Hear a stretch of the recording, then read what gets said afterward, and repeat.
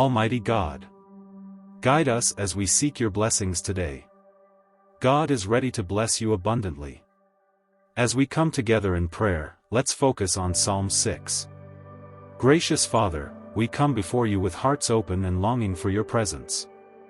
We ask that as we reflect on your word, you would speak to our hearts in a powerful way.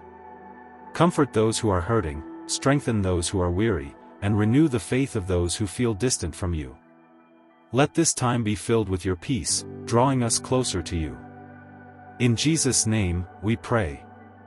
Amen.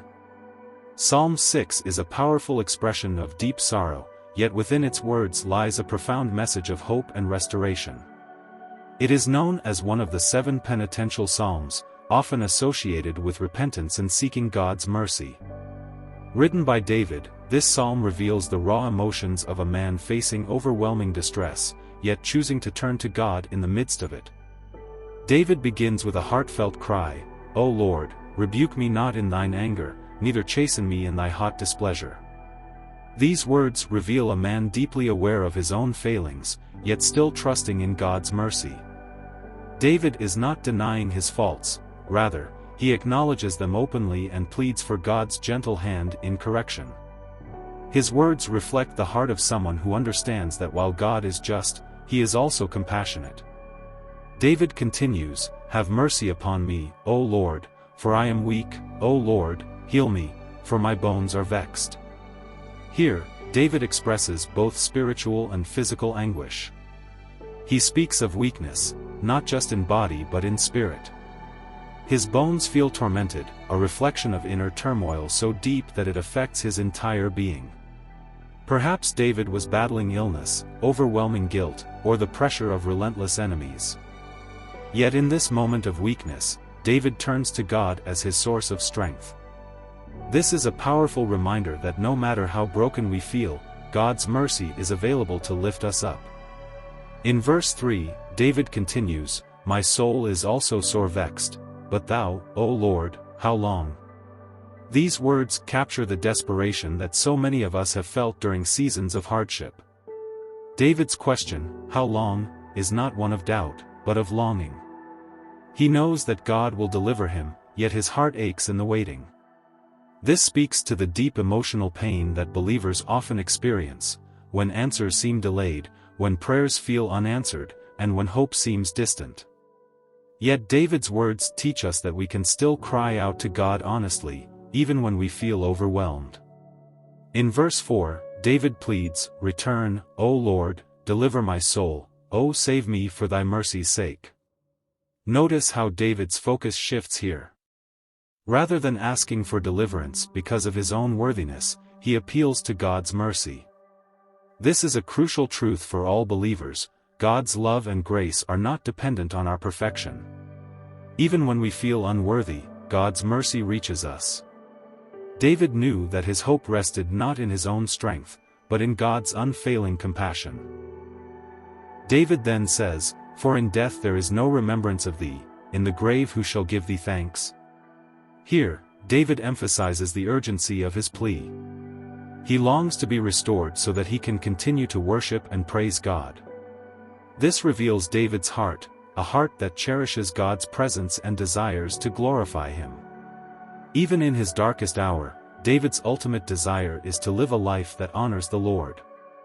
In the following verses, David paints a picture of deep emotional exhaustion. "I am weary with my groaning, all the night make I my bed to swim, I water my couch with my tears." These words are powerful, they reveal a man who has poured out his soul in grief. Night after night, David's tears have become his companion. This level of sorrow may resonate with those who have faced heartbreak, betrayal, or overwhelming loss. Yet David's vulnerability teaches us something precious. God invites us to bring our pain to him. There is no need to hide our struggles, for God welcomes our honesty. David continues, "Mine eye is consumed because of grief, it waxeth old because of all mine enemies." Here, David acknowledges the toll that sorrow has taken on him. His vision is blurred with tears, his strength feels drained. Yet even in this moment of weakness, David doesn't give in to despair. Instead, he clings to hope. The tone of the psalm shifts dramatically in the final verses.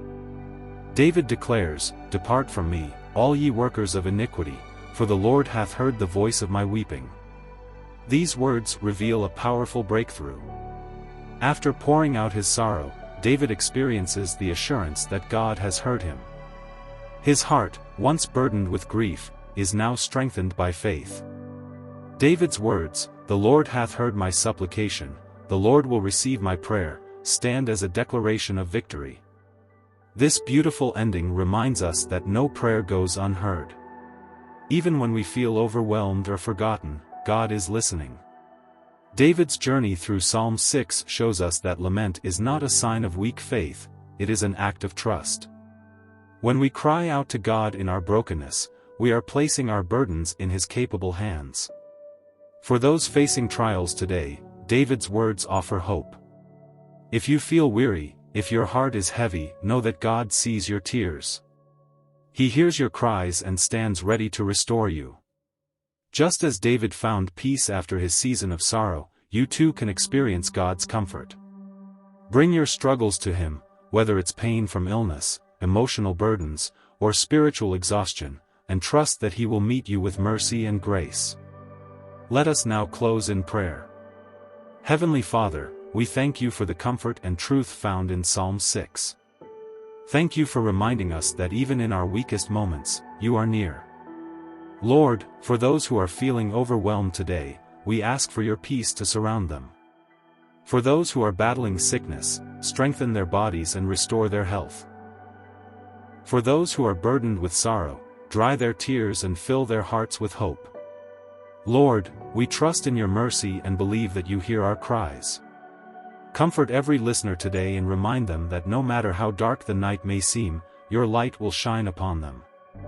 Draw us closer to You, fill us with Your presence, and guide us with Your peace. In Jesus' precious name, we pray. Amen.